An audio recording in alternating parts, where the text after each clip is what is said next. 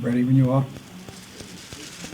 Good evening, everybody, and welcome to the Town of Port Royal Regular Council Meeting, January 12th. First item of business is our Pledge of Allegiance, so please stand and face the flag for the pledge. I pledge allegiance to the flag of the United States of America and to the republic for which it stands, one nation, under God, indivisible, with liberty and justice for all. Councilman Ashmore, lead us in proclamation. Let's pray. Dear Heavenly Father, we thank you for the many blessings of life. And Lord, we thank you for this wonderful opportunity that you give us to gather with our community, with our council, with our staff to do the business of our town. Lord, I ask that you give us the courage, the wisdom, the words, and the discernment to make decisions that are pleasing in your sight. In Jesus' name we pray. Amen. Amen. Thank you, everybody. Next item of business, first of all, Councilman Hayward, Mary Beth is on the phone. She's watching on Facebook and she is on the phone. She's a little under the weather, so for protocol, she's staying at home tonight and participating via phone call. Next item of business is, you're welcome, Mary Beth, approval of minutes. We have a set of minutes in our packet from our December 8th public hearing and from our December 8th regular council meeting. What is the pleasure of council? Make a motion. I make a motion. Go ahead, Mary Beth. I make a motion that we adopt the minutes of the workshop and the council meeting. Second. We have a motion and a second to adopt the December 8th workshop minutes and the December 8th council minutes. Are there any additions, deletions, or corrections in those minutes? I have none. Have none. Okay, all in favor signify by saying aye. Aye. Aye. Mary Beth? Aye. Thank you. So that was a unanimous vote. The next item of business is the election of our mayor pro tem, which is something we normally do. That has to be done every 2 years. We normally hold that election. That election is kind of a private silent election. We do it here from the dais, but everybody marks it down on a piece of paper. It gets handed in. Nobody knows who votes. With Councilman Hayward, Mary Beth not being able to be present, I suggest that we entertain a motion to postpone for 1 month till we can all be in the room together. What's the pleasure of council? So move. So we have a Chip, I could send Van Willis a message to who my vote would be if you'd like, so we can get it done. It's whatever the pleasure of everybody else.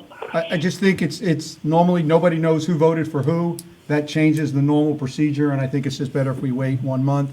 If we have the same situation come up next month, we'll figure out something beforehand to have it done before. So I think it's best to just go that way, Mary Beth. But we appreciate you willing to do that. No problem. Thank you. We have a motion and a second. All in favor signify by saying aye.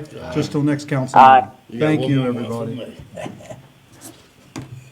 Next item of business is a presentation for the audit. Lisa, welcome back. It's been a year. It's been one heck of a year. Crazy. And hopefully the audit doesn't show that it's been one heck of a year. It's been a great year for the town, I think. Wouldn't you agree, Julia? Sure. Maybe you had to, but it's a good year. Good year financially. Okay, so for everyone present, my name is Lisa Wexler, and I am a partner with Crowley Wexler Associates, and we conducted the audit of the town's financial statements for the fiscal year ended June 30th, 2021. On page 1 and 2, you have our independent auditor's report. I don't know who's turning, who's gonna. We got it. Okay. So on page, that's table of contents. On page 1 and 2, you have our independent auditor's report, which states that we have received the financial information from management and applied audit procedures to that information, and we have found it to be fairly stated in all material respects. On pages 3 through 9, I think, is the management's discussion and analysis, and that's what I want to go through with you tonight, because this presents a good summary of the financial statements of the town. So on page 5 of that section, you have your condensed statement of net position right there.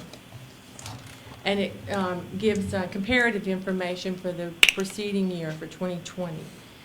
So, beginning at the top there, current and other assets, $4,960,000. Compared to the prior year, it's up about $435,000. That increase is in cash. Overall cash is up about $282,000, and your receivables are up about $150,000. Your capital assets represent your long-term assets of the town. This is your property, equipment, vehicles, and other capital assets. During the year, that number went down $203,000. You added 400. Does it go down because of depreciation, or what does it go down That's for? what I was gonna tell you. Okay. You added $484,000 to it, most of which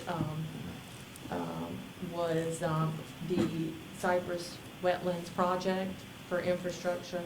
And then you had depreciation of $493,000, but the difference is in the shed. So you sold half of the value of the shed, which was about $194,000 that came off of the capital assets. It also allowed you to pay off that bond in full, so it came off of the long-term liabilities as well. So the deferred outflows and deferred inflows, those two line items are reflective of the town's unfunded net pension obligation for future benefits, okay?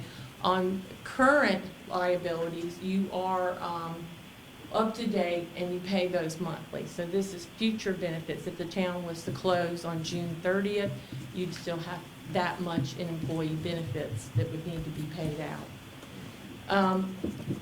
That is included in long-term liabilities, that net pension liability. As far as current liabilities, that number is down almost $230,000, and that was because the town, in the previous year, we accrued that settlement for the fire services, and that was paid in July of 2020, sorry, got my years all messed up, we're already in 2022. In long-term liabilities, there was no new debt incurred during the year, and the bond payable for the shed was paid off in full. There was some leases on the books, but those were paid as scheduled. And the increase there, which it's up, you can see from $5,348,000 or to $5,348,000 from $4,831,000, and that is because of that net pension liability, and you're just not going to get rid of that.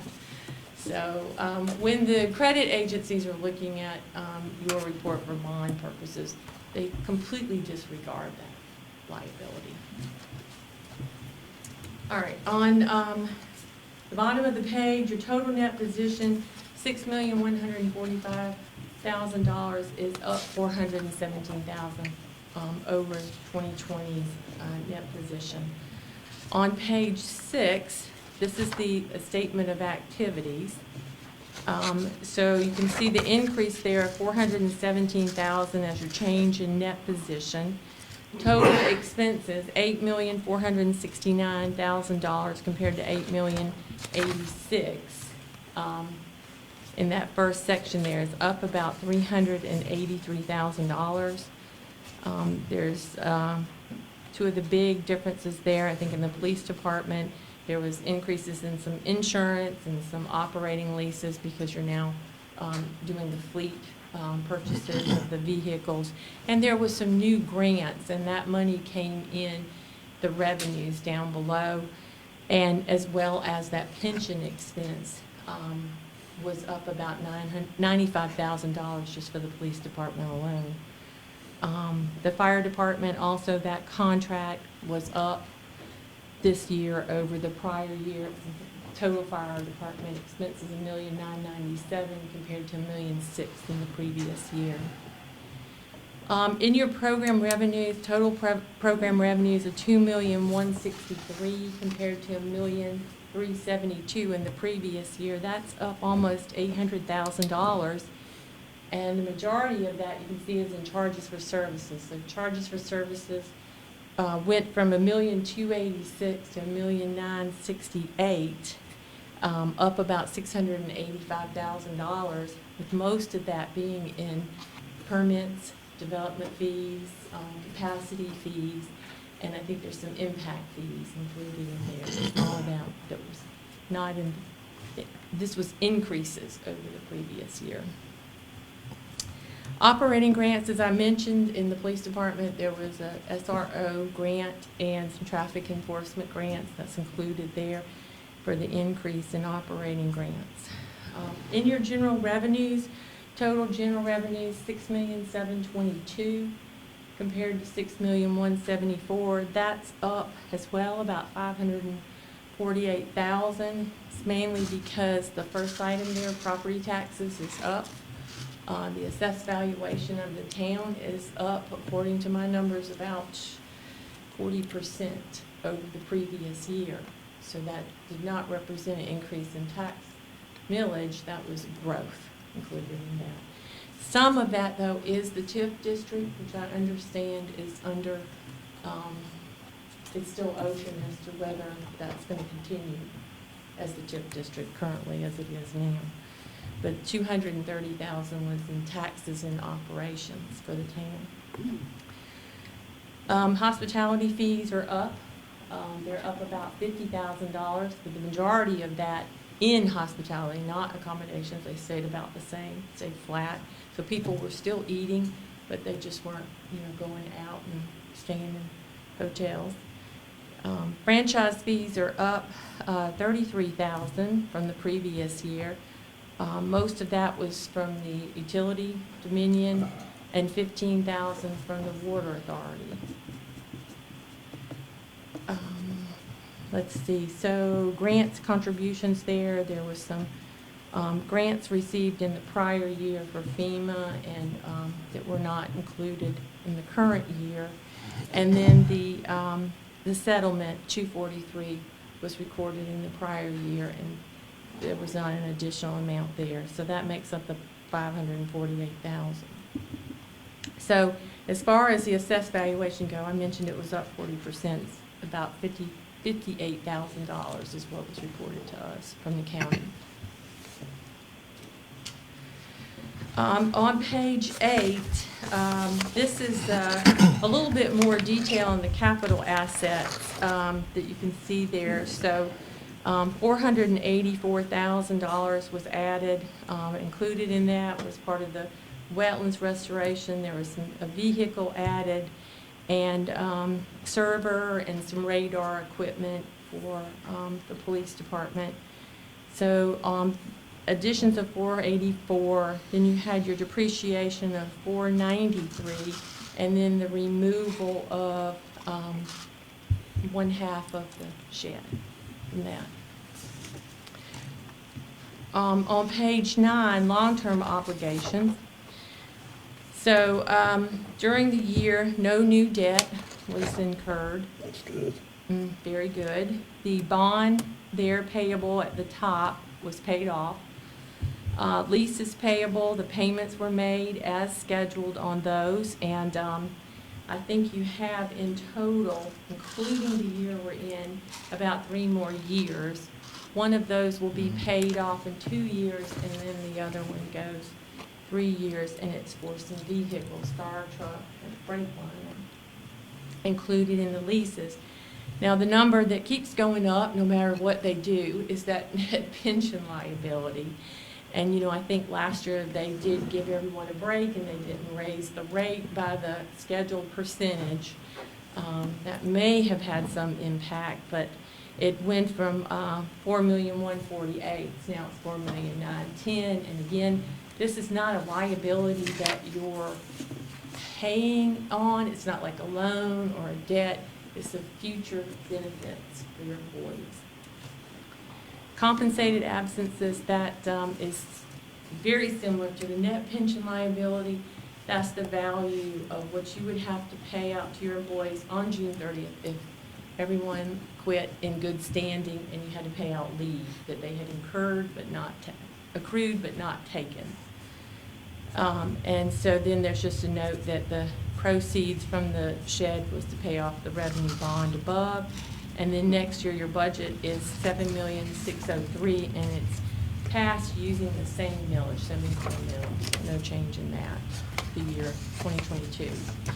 So if you turn to page 12, these are the old, this statement here is the numbers, that one, same numbers we just went over, it's just a little bit more detail on page 10 and 11. On page 12, this is the old governmental funds balance sheet, okay? So it takes out your long-term liabilities, long-term assets, gets you down to something like a modified cash basis for governments. And your fund balance in your general fund, just the general operating fund of the town, $2,870,000 at the end of the year. Okay, so that number went up $666,000 during the year. The other governmental funds, which are your special revenue funds, except for maybe one, which is the shrimp dock, is $1,017,000 at the end of the year, and that number went down $73,000 because the shrimp docks were moved to the special revenue funds during 2021 to sort of pull them out and get an accurate accounting of those funds. And that number, I think that fund went down to $122,000. So that unassigned balance you see there is purely the shrimp docks. And I think at some point you're going to have to decide who's going to pay that, because there's no funds coming in from that that's going to recoup that money for you from the shrimp dock. It's probably just going to come from the general fund, is what I'm thinking.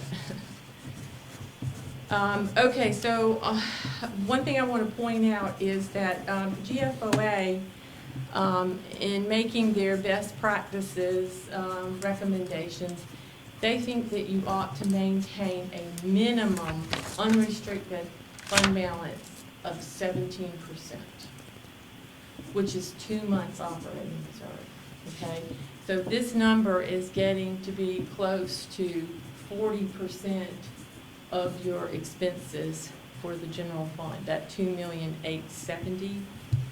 So I like to recommend 3 months, which is 25%, okay? Some things I think you ought to consider is possibly coming up with a reserve policy on what you want to use this money for. And, you know, one example is some of the climate change that we've been experiencing. During the last 5 years alone, we've had, I think, 2 hurricanes, a tropical storm. We've had, I think we've even had a snowstorm. 4 years Didn't we? ago we did. 4 years ago we did. Okay. We've had tornadoes, you know, we may have snow this Sunday, by the way, if anybody's looked at the forecast. It's like 41 the high with rain or something like that, I noticed. But, so, you know, that's a good example of what you need to set aside money for. And right now, we're in a pandemic, okay, for 2 years.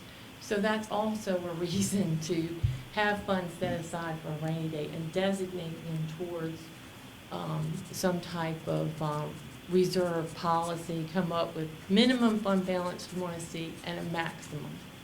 Usually that's around 50%. Once you get over 50%, you might have too much fund balance. It's the best practices out there, guidance on that. Okay, so in looking at the expenditures, let's compare that to the budget on page 37, okay? So revenues, the revenue budget, $6,499,000. Oh, I'm sorry, I'm skipping all around because I can't catch up. I think it's the next page, yes. Okay, so you have a revenue budget of $6,499,000. You actually collected $7,402,000, and you can see what I just explained to you on the summarized financial statements. Taxes in the general fund, $281,000 more than what was budgeted. That's because your assessed valuation is up, so you've had growth within the town, and you've been collecting more taxes because of that growth. Fines, fees, and licenses up $383,000 over what was budgeted, and that's because of the building permits, the capacity fees, and the impact fees included in there. Intergovernmental revenues, it's 17,000, it's a little bit more. Normally, it wouldn't be something I mentioned, but that is mostly because of the weekend revenues, so related to the alcohol sales. So I guess people kept drinking during the weekends, during the pandemic. But miscellaneous is up $221,000, and that's because of the sale of the shed included in there. Those funds are in there. And then you have total expenses. So your budget was $7,169,000. You actually spent $7,106,000, so that was under budget, $62,000, almost $63,000. Then under the other operating sources, the budget was $670,000, but only $370,000 was transferred in there. And that difference of $300,000 was because of the pandemic and the unknowns associated with cash flows and collections. We ended up not needing that. So that's why it's a negative variance. That's good. It's good. So when you look at it overall, you received $903,000 more in revenues. You were under budget $62,000. You didn't need the $300,000, so that nets to the $666,243 included in the general fund. So the next schedules in here just relate to that pension information. It's 10 years of trend data. On page 40, this is the breakout of those other special revenue funds. Page 40. And can just show you right here, you have your stormwater that's included. These are all restricted funds. You have your stormwater that's included at a fund balance of $341,000. You have your hospitality fund. It has a fund balance of $163,000. Your accommodations tax, $25,000. The state accommodations is $96,000. Your housing, that's pretty much stayed the same, $56,000. The TIF, $455,000. That went up during the year. I think the revenues on that may have doubled over the previous year. $10 in the grants fund. That's basically just to open a grant account and keep it open there. And then there's the shrimp dock fund. So a negative $122 is the fund equity at the end of the year. On page 41, you can see the income statements for those funds. The stormwater fund change was down $254,000. The local hospitality, $2,000. The local accommodations, $8,900. The state accommodations went down $9,200. The TIF went up $300. There's the $10 and the $122 on the shrimp docks. So that nets to the $73,000 that was on the other statement in total, aggregated there together.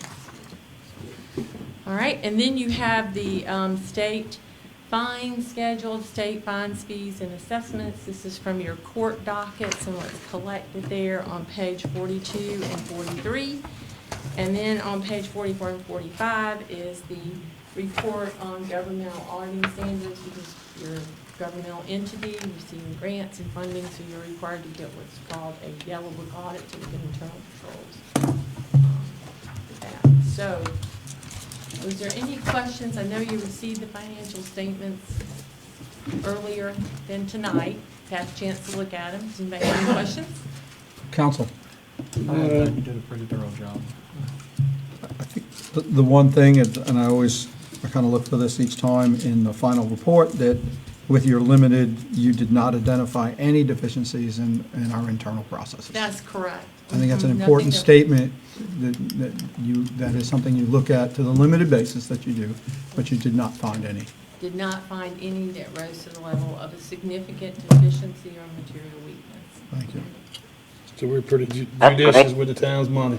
We are, we I are. would say, shows good judgment, makes good sense. Yep. Kevin?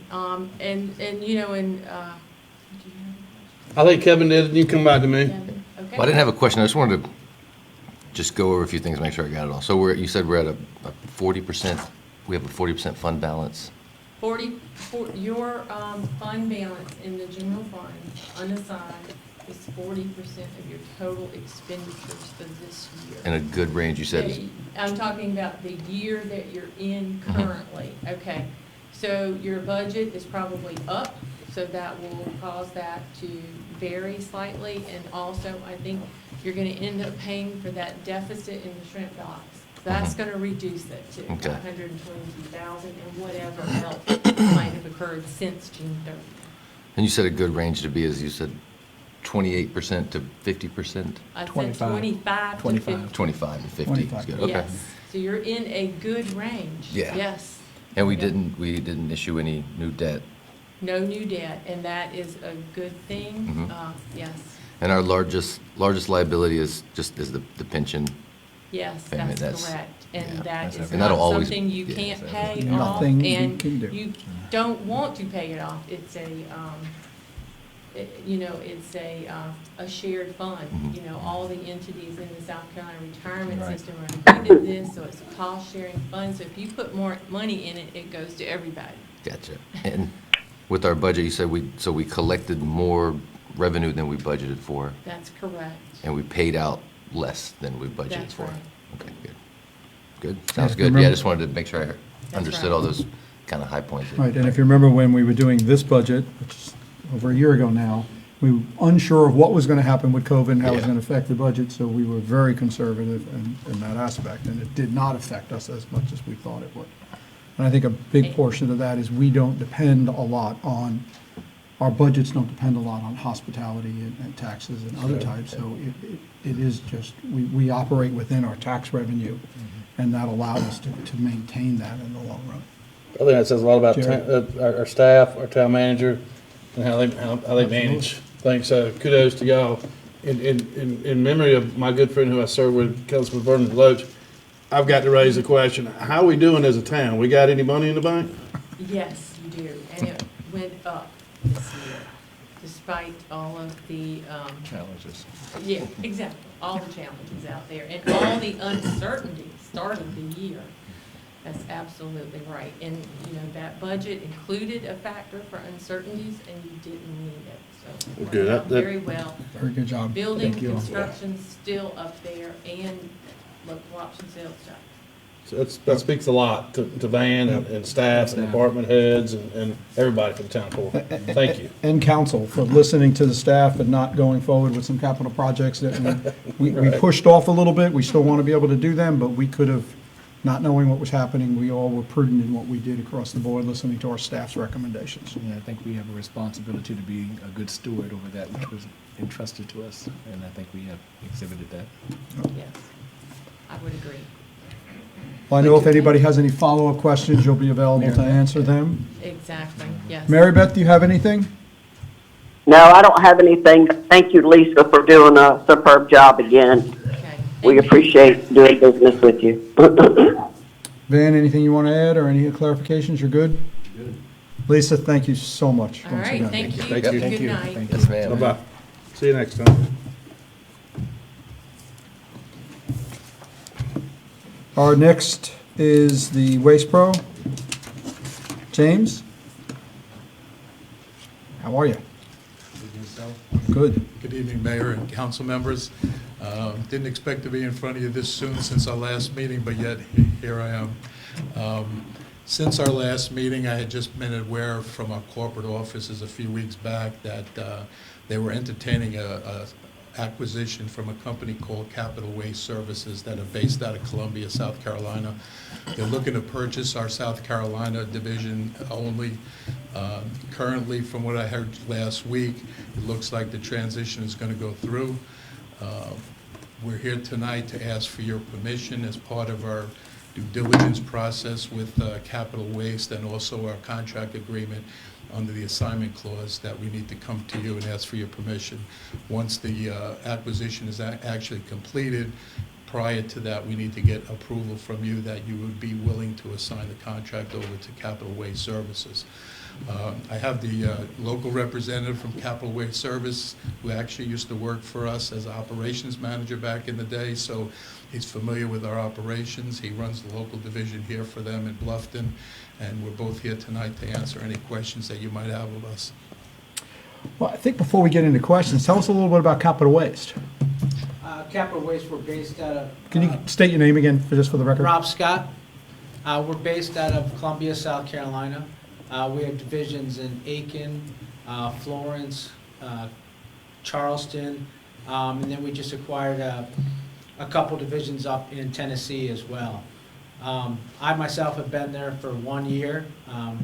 I came over in a previous acquisition of May River Disposal, and it's been a great year. But it's a very fast-growing company, and we just like to base everything on our customer service and doing things the right way and getting everybody taken care of. Very good. Counsel? No, I can tell you from my experience, I've worked with Capital Waste through the Water Festival this year. I worked with Jim Lewis, and they did a great job. Will he still be working with y'all, or is he? Jim has not. He has actually decided to go a different direction. Okay, that's fine. But y'all do a great job. I can say nothing but good things, so I'm happy to have y'all. I'm looking forward to working with y'all. And I'm familiar with the Columbia operation, so. What, excuse me? I said I'm familiar with the Columbia Oh, operation. fantastic, fantastic. And our contract with Waste Pro wouldn't change at all in this acquisition at all. It's- Everything would stay the same. You might see different logos on the trucks, but That- you're going to see probably the same faces out there. Right. Okay. One of the new things that I want to roadways. assure you that I'll be working through the transition period with Rob, and any of the projects that we're currently working on, I'm going to see through fruition and make sure they get done, and I'll be working with them through the transition too. So we're not just going to pick up and leave. We're going to make sure that they abide by the agreement that we currently have in place and any promises that have been made. One of the other things that they are going to do is they're maintaining all our employees, so Jermaine will be your supervisor. He's not going nowhere. Because that might be a deal breaker for us. We already assured Brooke that Jermaine's not going no place. As a matter of fact, he'll still be in place and running our supervision. But I just wanted to assure everybody that anything that's in our current contract will be abided by, and we'll make sure that it is getting done over the first couple of months of the transition. Very good. One of the things that, the town is looking for the citizens to be able to report issues directly, will you be, there was a way that we could do that through Waste Pro? Are you going to be rolling out some sort of a work order requisition or problem requisition online that they'll be able to report issues? Yes, absolutely. We use software, it's Zendesk. It's the same thing kind of as Trackease. You can send in emails. Every email goes directly to our CEO, our COO, all of our supervisors down here, myself. So every time anything comes in, we all see it immediately. And we try to make sure that every one of those is replied to in less than 30 minutes. So that is our goal for that, but it's a great system to do it. We've haven't really had any complaints on it. Everybody seems to like it because it is pretty simple. We also will have, live phones as well for anybody else to call in. We do have numerous CSRs that are there answering questions, helping out any way they can. A lot of people don't know who picks up their trash other than if they happen to spot the truck or they look at the garbage can to see what the name is. Are you going to be replacing all the cans within the town? Everything that's been in the contract, we will be doing. So So- every time a can goes down. But the we'll be- existing Waste Pro cans are going to stay out there. They're not going to get switched to Capital. Yes. They're staying out there. Yeah, Now, so that's going to be a little bit, people are still going to think Waste Pro's picking them up, is what Well- I'm saying. If their cans do go down, they will probably get replaced with capital waste can. Okay, I'm almost positive that as a part of the acquisition, they're gonna be maintaining our phone number as part of the deal, so anybody Okay. that calls the current Waste Pro number will go directly to their office. The other part of the acquisition too is they're gonna be maintaining our facility in Hardyville, so that's part of they'll actually be working out of the same facility we're working out of right now. very good. Good. Welcome. Welcome. Looking forward to working Van, what with is you the guys. mechanism for us? I know it's in an action item later on. Can you explain how that action item's going to work? Yeah, basically, you will approve the assignment of the contract from Waste Pro to Capital. So the same contract, we're just assigned, that's an approval to That assign you that are, contract. that you are, the wording will have to basically address the assignment issue. Okay, And I'll think of the wording prior to we getting there. prior to we getting to that council action. Well, thanks for coming in, Jim, and letting us know so, as quickly as you possibly could. I know you had to stay quiet in those actions when acquisitions like that occur, but we appreciate you making sure that we were one of the first to know, coming in and explaining it. Thank you for coming in. It's interesting, garbage is on the forefront for us, so it's something we need to watch closely. The citizens really expect that service, and what's in the original contract meets our needs, so we just need to make sure we abide by that. The most phone calls we get is about our garbage. Yeah, and I promise you. And I thought it would have been a nice thing also to, a fresh start of, you came up with different canisters and rollsters, then of course that will minimize if people say, oh, something's happening, even though it's not really, it's just an acquisition. But then again, perception is key. That would have been a nice thing to see, and also different. One of the projects that we're currently working on too is replacing all your recycling bins for the old type bins with the metal bars on them. So I currently have our staff doing that, but they'll all be in place before the acquisition actually takes over. Very good. Cool. Thanks, guys. Thank you very much. Thank you. Appreciate it. The next item of business is an interview for the redevelopment commission, and I feel like I need to offer some explanation to town on this and the citizens on this. We had a special meeting on Monday night. To do the interviews. Our original, we wanted to do the interviews at our workshop. One second, Vaughn. We wanted to do the interviews at our workshop. We had some issues we thought one of our council members couldn't make the workshop, so we did a special meeting because we all wanted to be present for these interviews. In moving that meeting, one applicant didn't get notified as well as needed to be, and he was not here on Monday night. He heard about the interviews, reached out to the town. Town council has said, we made a mistake, it happened, that's fine, we want to fix that. So we're adding that interview to tonight's, and we are not going to seat the redevelopment commission tonight. I'm going to entertain a motion to postpone till next council meeting so that we have an opportunity to deliberate on the latest interview.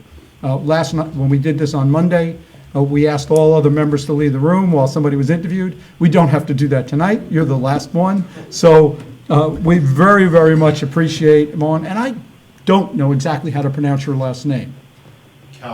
Cowan. Okay, I wasn't 100% certain on that. So Vaughn Cowan, please come forward. We'll do this interview now. I'm going to give you the same kind of brief I gave to the other members the other night. Council took a look at the redevelopment commission about 6 months ago and made the decision to define what it is the redevelopment commission does. And in that defining it was really just geographically what we were defining.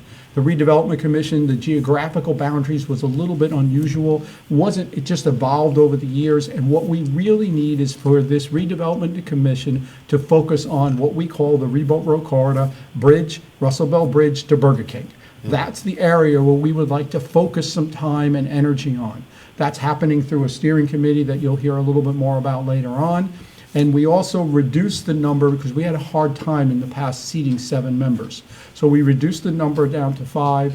We have one existing member who wants to return. We interviewed him on Monday night, and we're looking to seat 5 new members. So at this point, what we'd ask for you is to kind of introduce yourself a little bit, tell us a little bit of who you are, why you want to sit in that, and we may have some questions for you. Okay. So Vaughn, thank you. Yes. My name is Vaughn Cowan. I live right there in the village. I'm a general contractor, also own a boat rental company, as you know. been in construction pretty much ever since I was born. My whole family would go back generations of doing that. I tried to get out, but you know, when you're born with a rusty hammer in your mouth, that's about all you can do. So, but I've served on several different committees, church board member, 8.5 years, 5 years as vice chair, actually 8 months as chair, and that was a lot of fun. But and that's about it. I mean, we love Port Royal. We love the growth, and you know, that's the thing. I live here. I enjoy everything it has to afford, and I'd like to be able to, you know, help any way I possibly can. We appreciate that, and we'll open it up for questions, and Jerry, you would like to start? Sure, thank you. Thank you for your willingness to serve. We certainly do appreciate that. You say you love Port Royal. What do you love about Port Royal? What is it that you love?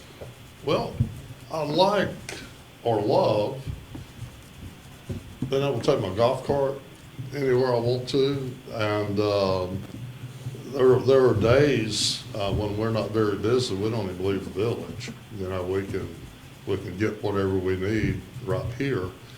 Love Sands Beach. You know, we go and we love watching the sunset over here. We do that just about every single night.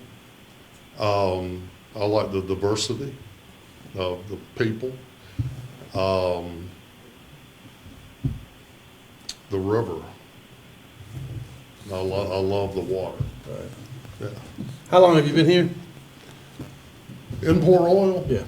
4.5 years. How did you end up here? What's your story? How did you get here? What attracted you to Port Royal? What's your story? Well, that's a great question. After the economy went south in like 07, 08, I had to move back to upstate. I couldn't make a living down here. It was just, you know, all the contractors were eating scraps, and I just couldn't do that. So I moved back to upstate, and it wasn't a whole lot better. So I moved to Oklahoma for 3.5 years and started a company out there, and just wanted to move back. Oklahoma's not the most fun place I've ever been. So moved back to the upstate, decided it was time to come back to Port Royal. And moved around different places, lived at Old Point, Habersham, did a short stint here in Port Royal, and then when we had to move away, because we're just renting, we were trying to figure out where we wanted to land. And that little short stint in Port Royal just sold us. And so I immediately started, every evening we would ride the streets to see if there was something new popped on the market. That little house I'm in was actually a little office building, and it was for rent. And I finally talked the guy into selling it, and I bought it, and that's it. And we've had opportunities to, you know, get a river house or different things like that, but I don't want to leave. When I was here in the early 2000s, I was building houses out on Harbor and Fripp, and there would be weeks I would be down here, and I wouldn't even see those. I wouldn't even see the beach because I was working. And that's what's different about where I am now. We can jump on the golf cart after the day's over and just relax, you know, and it's just a wonderful place. Good. Good. So we're talking from Bridge to Burger King, basically. So what are some things you'd like to see, you know, occur in that area there? What would be your vision? From This Vail- bridge here, yeah, What's above Bridge to Burger Vail King? to the Burger King. That's kind of the focus of the redevelopment commission, from the bridge to Burger King. Right. Well, what do we need in there? We got gas stations, probably some retail in that area would be nice. Restaurants are pretty much covered. However, I do love Italian, even though I'm Irish. I really hated it when they closed the little Italian place down up there. But I think probably retail would be a good focus for that area. There's quite a bit of office space, I think, in that corridor, but, yeah, retail. Cool. Thank you. I appreciate it. And then my last question is just, how would you describe yourself? Just using one word. Driven. Good. Very good word. Thank you. like that. Appreciate your time, Lon. That's all I've got. Carol? I only had one, you know, if, of course, we have 5 seats, 6 candidates. What attribute or quality would you bring to the table that would warrant us appointing you to the commission? What qualities? Yeah, Well, of course, the driven one is I like that word. a That was a good word. pretty good one. In my younger days, I'd spent a lot of time, I have 5 children, 11 grandchildren. And I'm really, really big on legacy. And at night, from the time my children were born until they moved off to college, I was always up later than they are. I had more energy than they did.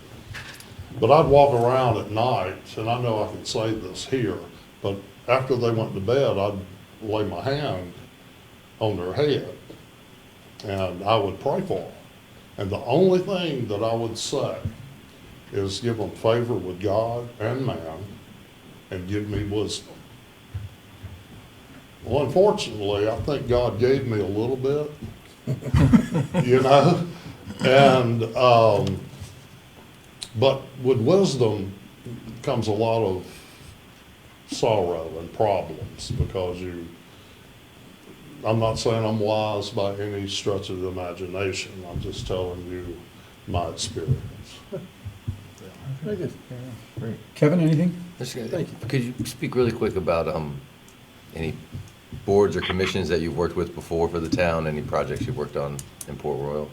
Could you say that one more time? Could you just speak on, really quick, any boards, commissions that you've helped out with or assisted with in Port Royal, or any projects in Port Royal you've worked Well, on? I was on the Sands Beach Yep. thing. That's right. And actually, I drew, you know, all that parking and all of that and that rope going across it. And so, you know, that, I worked on that. Yeah. No, you did a great job with that, so I just Thank you. Mary Beth, do you have anything?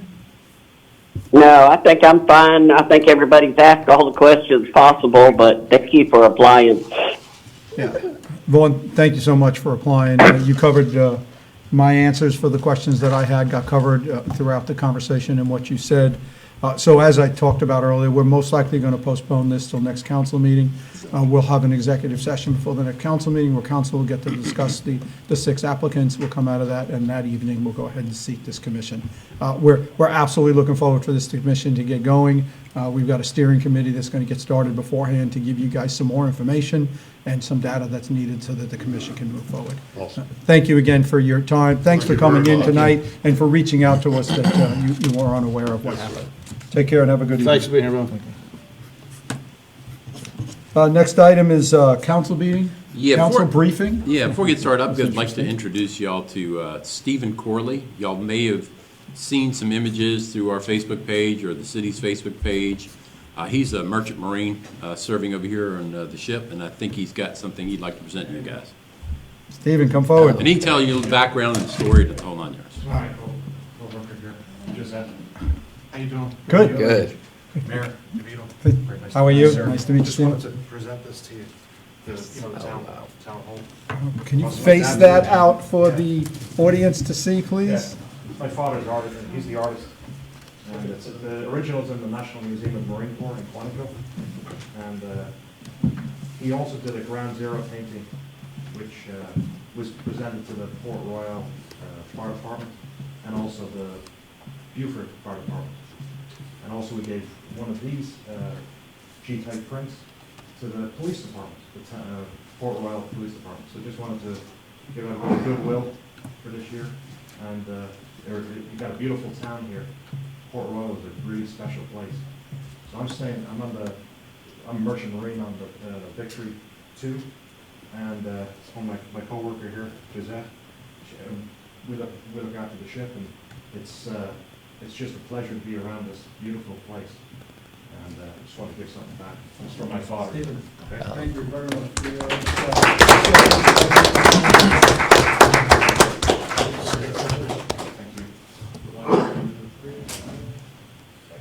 Thanks very much. And if y'all get an opportunity, his father's name is Philip Corley. It's a fascinating read. I did a little research on him, and I'd recommend all of you do that. Yeah, if you Awesome. take it 2 minutes, give us a little bit of history of your dad. If you My could father get it, go was, ahead. Yeah. He was born in Dublin. I'm an immigrant myself from Dublin, Ireland. I came here in 1981. And I'm a citizen, a United States citizen. I'm a former Marine, and now a merchant Marine, presently a merchant Marine. And my dad is, he's still active as an artist. He's back in Ireland in a place called Connemara, County Galway, a little village called Roundstone.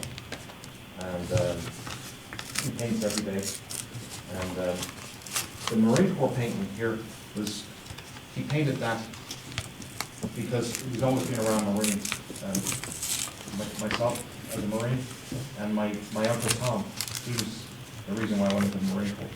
And he was awarded the American Spirit Award in 1959 in Paris, Ireland. And they only give out the American Spirit Award to one Marine out of all battalions. And my Uncle Tom Corley, he got that. So he was awarded that on the island. So my dad always, he's done a lot for the fire department. We lost one of our friends. Like I know that everybody lost someone in 9/11. It's never forgotten. But we had a good friend, Tim McSweeney. He was one of the 343 firefighters that from Ladder Tree, and their whole ladder company was taken out. My dad did the Ground Zero. He did a sketch of the painting it was of Ground Zero, and then he did another painting of Ground Zero. So we try and get back to the fire department as much as we can. So just wanted to, that's a little bit of history about my dad. But he was the youngest exhibitor at the Royal Hibernian Academy at the age of 15, and then he won a scholarship to Paris, and he studied over in Paris for 1 year, and qualified as a teacher at the age of 16. So, and he's always painted. That's all he's done all his life. Wow. So, thank you all, and thanks for being around this beautiful place. All these beautiful people. Thank you, yeah. Council, thank you very much. We very much appreciate it. Thank you so much. Thank you.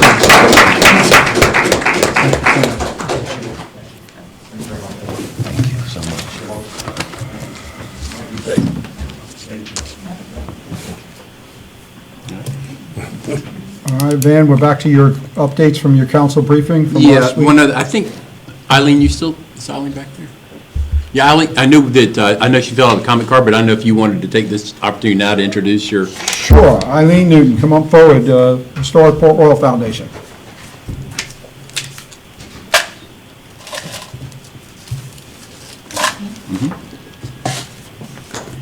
Good evening, council members, and our mayor, and Van, and Brooke, and this young lady. We thank you for having us tonight. I just wanted to take this opportunity to introduce you to our new operations manager, Pamela Courtney.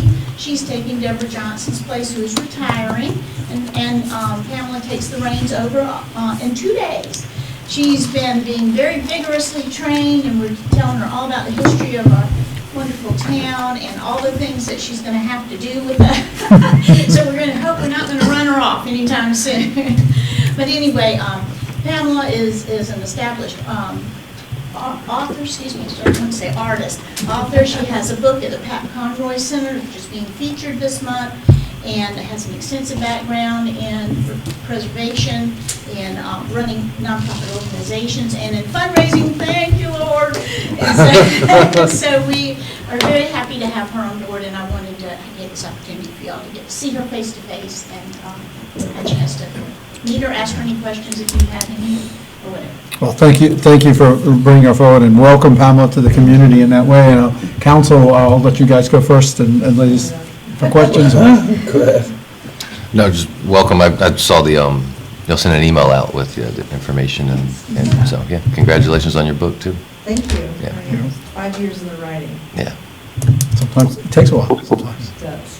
Where are you coming from? Yeah. Where am I coming from? I'm coming down from Colombia, but I grew up in Africa, so I'm from kind of all over. I came from Rhodesia, which is now Zimbabwe. Oh, wow. Interesting. So Thank you. sit down. I look forward to seeing you around town. Forward to, working with everyone Yeah. down here. We look forward to it also. All right. Thank you so much. Thank you. Thank you, Eileen. All right. Just some quick updates from last week. Brooke and I have been back and forth with the maritime lawyer. They are moving forward with an abandonment process that will expedite it on one of the boats, the Little Joe, which is on the outside, the one that's listing. Working with DNR about that process. They're going to post the boat, so if you see something on it in the next week or so, that'll get that process moving. We'll start discussions with the company to relocate or dispose of that boat. Obviously, we have concerns about it, so we're moving forward with that one. Other thing I wanted to mention, obviously, we had some discussions relative to the dry stack and some of the changes. Y'all have seen, kind of circulated those. They did make the adjustments per staff's recommendations, and they are ready to order material and get that moving, so we're excited about that. That was something that was taking some time. And obviously, if you've driven around town in the last 4 or 5 days, you probably noticed some additional stop signs at different locations. We've had some complaints about it. That's fine with me. I certainly am encouraging people to stop at stop signs. We're trying to slow people down in the village, and those are locations that, working with the police department, we identified might have the most impact. Jeff is working on the installation of the speed bumps. 16th Street will be probably one of the first ones we see. We're probably going to do something. As somebody who has dragged a boat around on a trailer, I know how irritating speed bumps can be. But obviously, we need to do something on Sands Beach Road, so we're going to try to figure that out. We've added some stop signs where that 3 stop area is, but we've got to do some additional stuff. And the digital's radar up here. Yeah. That sign has been well received by many folks, so actually we're going to order a second one that's at the request of the mayor. We consider a solar component to it so it can operate continuously. So we're looking to do something more permanent on the foot of the bridge as you come off the Bell Bridge into Port Royal, hopefully to get people. Remember, that's where it was originally, and they're moving it around. And I think I got a lot of positive feedback about it being at the base of the bridge, because that's where the speed limit changed. So I was asking, what would it take to get it permanently there? And it obviously needs a solar component as well for charging, so they're looking into that to be able to do that. I think it'll be a benefit to us. And so you know as well, we are doing a lot. We are saturating with a lot of directed patrols around. So we will be having contact with a lot of people, some more pleasurable than others. But we are trying to encourage people to slow down, not just downtown, but in different places. We're on Drayton, we're on West Vine, we're out in front of Riverview, we're everywhere. So you will be seeing more of that, and we'll continue. You got anything you want to add to that? Yes, sir, real quick, I was gonna make sure I got the quote for the actual sign. It's a solar sign that will sit out in, where the original sign set for the Bell Bridge. We're gonna try to get the DOT to get approval to post that on their speed limit sign that's out there, so we gotta work on that. And as far as speeding goes, guys are out there, and slow down, please slow down. We don't wanna write tickets, but we will do. And, you know, I read the morning report and the afternoon report on a daily basis, and the number of accidents it's increasing exponentially, and reckless driving is increasing exponentially. So we're going to do our part to try to rein some of that in. That's all I've got for my briefing, unless you have some questions about anything from last week. The American Recovery Act? Oh, yes, sure. Yeah, I've provided each of y'all with some recommendations, and I gave you kind of a spreadsheet over what all of the other municipalities are doing, what the eligible expenditures were. Obviously, those are things that, you know, we're looking for some direction from y'all, and we know that some action's been taken by the municipality, so, we need to make some determinations. Yeah, reading through that information and looking through what's available and what we're allowed to do with those dollars, I would make the recommendation to council that we direct Van to implement the premium pay clause that's allowed through the AARP and do a premium pay bonus to all town employees of $1,500 for their efforts during the COVID time. Both police, fire, public works, admin went above and beyond what was called for, found ways for town citizens to do what they needed to do to get the services they need during this whole event. So I would be looking for council to support that and make a motion to direct Van to follow the rules and regulations for the AARP dollars for premium pay and do a $1,500 bonus to our Since you so staff. eloquently stated that, why don't you make that a motion and I'll second it? I'll make that as a motion, and you can pull that out of the recording from my motion to direct for Van to issue a premium pay bonus to all town employees in the amount of $1,500 for their above and beyond work that was performed during COVID and what they did to make sure that the citizens received what they deserved. Second. We have a motion and a second. Any discussion? Hearing none, all those in favor signify by saying aye. Aye. Aye. Thank you very much, council. So anything else on your briefing? I think that is all that I have at the moment. I think the other thing we need to add, because I think I made this statement publicly last month about the Naval Hospital sidewalk and reaching out to DOT to see if we could not build that sidewalk without relocating the fence and just do night work. DOT's response is that they were not able to do that because they say there's a sloping issue on the backside of the sidewalk. I have not yet had the opportunity to walk that and verify that sloping issue and what's happening, but I'm not giving up on that sidewalk. I am not giving up on that sidewalk. We've been in touch with Nancy Mace's office. We've been in touch with just about everybody we can be in touch with, trying to move a fence since 2016 for a temporary construction easement. And it's only a temporary relocation. It's temporary movement of a fence and then put it back. So we are not giving up. Maybe every constituent call Nancy Mace and say we want our sidewalk, might help, who knows? So, thank you. I think it's important we keep that We'll see her at the forward. end of the month. Okay, so next item is a second reading for ordinance 2021-38, an ordinance to authorize the town manager to convey excess real property to facilitate the construction of a sidewalk within the town described as Task District 110, map 11, parcel 007A, approximately 75 feet on 16th Street. We have had the presentation on this. We've had a public hearing on this. What is the pleasure of council? I move that we approve ordinance 2138. We have a motion, and Mary Beth, was that a second? Yes, it is. Thank you. Thank you very much. Any discussion? Hearing none, all those in favor signify by saying aye. Aye. Thank you, council. Now we're down to council actions, approval of the contract, the garbage contract. So what is the wording we need here? I would suggest that the town move to approve the assignment of the garbage recycling contract from Waste Pro to Capital Waste Services. Through acquisition. Because of acquisition. Because of acquisition, yeah, okay. Somebody want to try to, I make a motion to approve the town, the assignment of the town contract of waste, of garbage from Waste Pro to Capital Waste Services. thank you. Did I get all that right? I think you did. Yeah, we can wordsmith that a little bit. And I only said that because also it doesn't appear that someone just took over without going to Right. our. And through acquisition. And through acquisition, Jerry. Yeah. Through acquisition. There you go. You wordsmith it. You wordsmith it. Thank you. Do we have a second? Second. We have a motion and a second. Any discussion, further discussion? When someone looks back later, you just didn't get that, you didn't do that without an RFP. Yeah. Right, that's Through acquisition, that's Oh, it. Lord. So, all those in favor signify by saying aye. Aye. Opposed? It's unanimous. Thank you.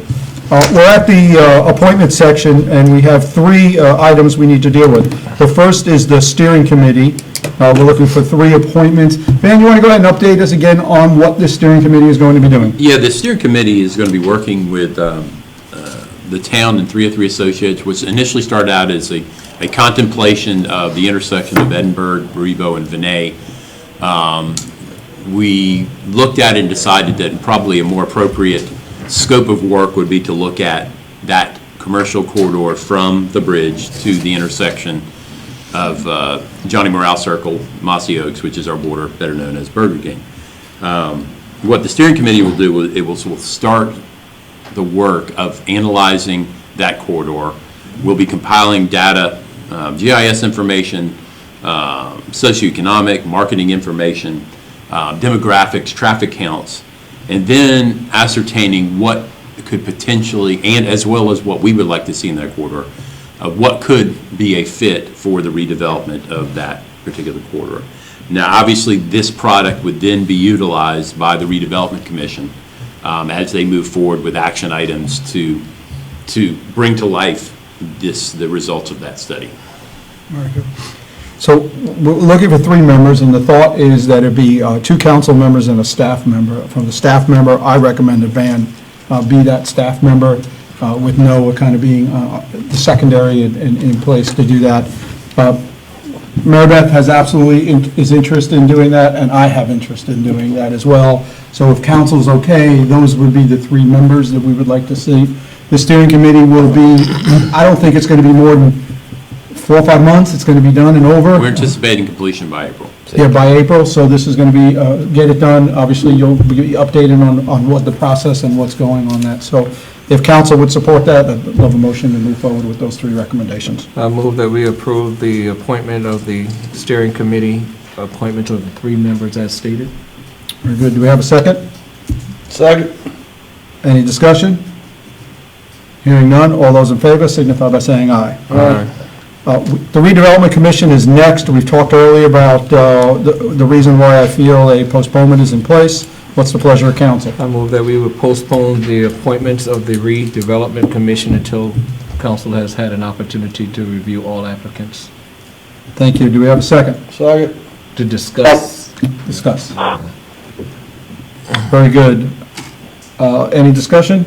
Hearing none, all those in favor signify by saying aye. Aye. Aye. The last is we have an appointment for the Park and Rec, which we did that interview, Karen Nettleson, on Monday. What's the recommendation to council? I move that we approve Karen for the appointment of the Parks and Recreation Commission. Second. We have a motion and a second, double seconded. Any further discussion? Double deuce. Hearing none, all those in favor signify by saying aye. Aye. Aye. Thank you. Brooke or Van, important dates. Saturday, January 15th, from 6 p.m. to 10:30 p.m. is the St. Mark's Oyster Oak at Live Oak Park. Thursday, January 27th at 9 a.m. is the Low Country Economic Development meeting. I think they're calling it Converge, I think is the title. Certainly encourage everybody to attend. Also on Thursday, the 27th at 6 p.m., there's the joint council meeting with the City of Beaufort here at Town Hall. Brooke and I that day will be in Columbia attending that retail strategies meeting, but we will get there as quickly as we can. Friday, January 28th at 9 a.m., the Beaufort Chamber Board meeting will be here at Town Hall. And also on Friday, January 28th at 4 to 10 p.m. is the Sea Island Rotary Oyster Roast, also at Live Oak Park. So we're obviously in a month with an R because there's lots of oysters. So. Yep. Town hall will be closed Monday, and whoever's appointment. Yes. 17th? Yes, yes. Okay. Monday, town hall closed Monday. Yes. So it's Martin Luther King Day. All right, we're at council comments. Start on the left, start on the right. Who wants to start? I've got no comments. Hope everybody's 2022 starting off good. That's it. Left. Oh, I just want to thank everyone that has taken interest in willingness to serve. We've had an overwhelming response for people wanting to serve on committees. I encourage others to come out and offer your service as well. So we just thank everyone for their willingness to serve. Mary Beth? I'm fine, thank you. I just, this is a kind of off topic, but you hear Mary Beth sick. I know right now we're experiencing a lot of, an uptick in Omicron with the COVID, and I just ask everybody to be patient, to continue to wash hands, social distance when possible, and just be safe with that. Because that, we're seeing it spike up. To me, it's kind of coincidental that we're seeing a couple weeks after Christmas. Maybe a lot of people got together over the holidays. Maybe we're kind of seeing an uptick in it. It hasn't gone away. Even if you cut off the TV, it still doesn't go away.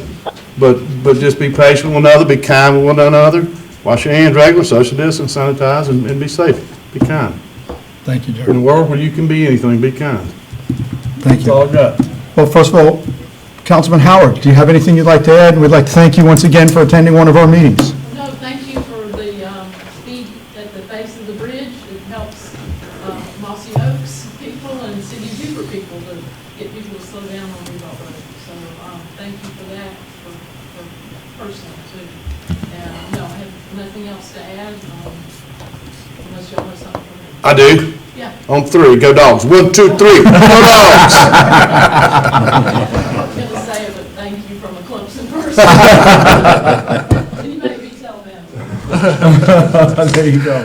The only thing I'll add to the council and the public, that I did pen a letter in support again of the Reebok Road crossing of the Spanish Moss Trail. That letter is being added to the packet that's going to the county, which eventually will go to DOT. In that letter also, it references the meeting that we had here at Town Hall with Christy Hall, the director of DOT, and how that meeting went. And it also highlights the 2 letters for the adjacent property owners that are in support of the trail crossing at their property. So that was signed today and is being added to the packet that is going to the county. Am I correct? Correct. First, and then the county will be submitting the actual DOT application, and we'll keep everybody informed as we move forward with that. And I did want to add one other thing. I did hear back from Nancy Mace's office about the channel markers and the issues we're having for these harbor pilots bringing larger vessels in and having issues because of, it needing to be high tide and daylight. And they said they were going to look into that for us. So I did want to mention that we did hear from Representative Mace's office. And I did the same thing to Senator Campson, Chip, and made him aware, even though it is a federal issue. I figured it was important that he knew that, and he has a lot of connections in that realm as well. Sure. So I reached out to him and did that as well in that aspect. So at this point, if council has no other comments, I'll open it up to the public for any comment. I did have the one, but please raise your hand and come forward. John, come on.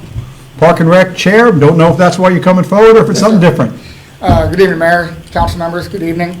Just want to officially request that you reevaluate what is expected out of the Parks and Rec Commission this year. Also, I'd like to officially request that you reevaluate what parks fall under our purview, specifically concerning the Cypress Wetlands, which I've been informed may or may not be a park, may or may not just be a storm runoff. I'd like to know officially if that falls under our purview.